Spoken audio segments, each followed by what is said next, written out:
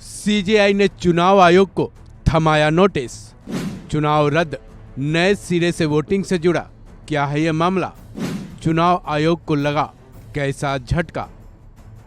Supreme court से चुनाव आयोग को एक बार फिर से झटका लगा है। सुप्रीम कोर्ट की 3 जजों की बेंच ने चुनाव आयोग को एक बार फिर से नोटिस थमा दिया है। सुप्रीम कोर्ट की इस बेंच की अगुवाई सीजेआई डीवाई चंद्रचूड़ ने की। वहीं जस्टिस जेबी पारदीवाला और जस्टिस मनोज मिश्रा इस बेंच में शामिल रहे। सबसे बड़ा सवाल यह है कि आखिर सीजेआई चंद्रचूड़ की बेंच ने चुनाव आयोग को दूसरे फेज के बीच नोटिस क्यों थमाया है? चलिए जानते हैं। दरअसल सुप्रीम कोर्ट में नोटा से जुड़ी एक याचिका लगाई गई है। ये याचिका शिव खेड़ा ने लगाई है। इस याचिका में ये मांग की गई है कि सुप्रीम कोर्ट चुनाव आयोग को यह निर्देश जारी करे कि अगर नोटा यानी नन ऑफ द अबव को किसी भी कैंडिडेट से ज्यादा वोट मिल जाते हैं तो उस सीट पर हुए चुनाव को रद्द कर दिया जाए। इतना ही नहीं, याचिका में ये भी मांग की गई है कि ऐसा होने पर उस सीट पर नए सिरे से चुनाव कराए जाएं।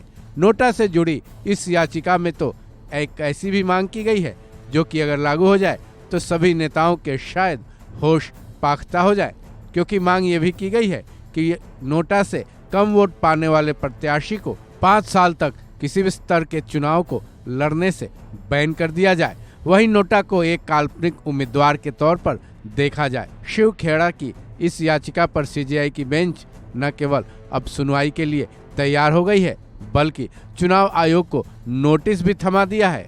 अब एक नजर डाल लेते हैं नोटा पर। दरअसल नोटा यानी none of the above voting का ही एक ऑप्शन है जिसके जरिए वोटर्स अपने उम्मीदवारों के प्रति वोट करने के दौरान असहमति जताते हैं।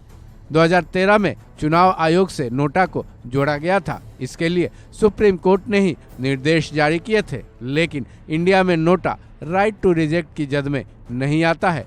चुनाव में नोटा को लेकर फिलहाल ये रूल है कि अगर नोटा को ज्यादा वोट मिलते हैं तो सामने वाले उम्मीदवार को विजेता घोषित कर दिया जाता है।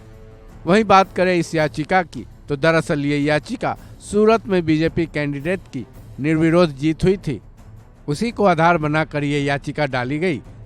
उसी बीजेपी के उम्मीदवार मुकेश दलाल के निर्विरोध जीत के संदर्भ में ये याचिका दायर की गई है, जिस पर सीजेआई की बेंच ने चुनाव आयोग को नोटिस जारी कर दिया है। साथ ही नोटा को लेकर लगाई गई याचिका पर सुनवाई के लिए भी तैयार हो गया है। ऐसे में अब सवाल यह है कि सीजेआई की नोटिस का चुनाव आयोग अब क्या जवाब देती है। साथ ही नोटा को लेकर अब जब सुप्रीम कोर्ट में सीजेआई की बेंच में सुनवाई होगी तो इस पर क्या फैसला आएगा, इस पर सबकी नज़र टिकी रहेगी।